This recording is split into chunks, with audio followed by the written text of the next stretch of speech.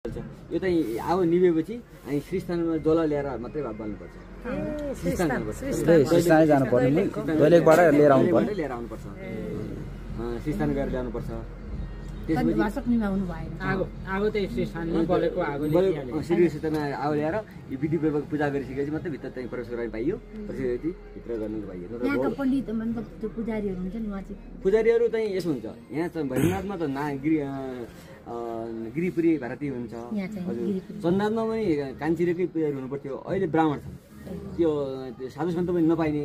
अनि हिउँदको टाइममा अलि दुःख के छ भनेपछि बिहान उड्नुपर्ने, 3 टाइम नुहाउनु पर्ने, यो शौचालय गए पनि नुहाउनु पर्ने, अनि अरू कार्यक्रममा गर्नुपर्ने, अनि भोग भण्डारमा गर्नुपर्ने, बढी खटिनु पर्ने भयो भने साधु सन्त चाहिँ खाना पाइन्न। किन खाना पाइन्न भने फलफुल पर्याप्त मात्रामा जुनमा पाइन्न, चिसो छ, हजुर देख्नुभयो चिसो छ, अनि त्यस कारण पानी चिसो छ।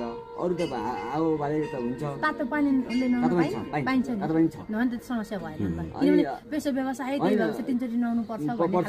तातो पानी त हुने भयो, तर पानीबाट यता आउँछ जमिहाल्छ, शरीरमै बर्फ जम्छ, त्यसमा मात्रै जम्छ।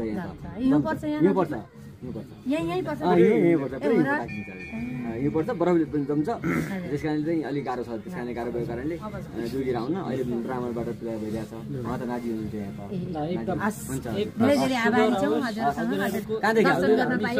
हामी काठमाडौँ सुर्खेत दार्जिलिङको छेउ तर अहिले चाहिँ काठमाडौँबाट है त।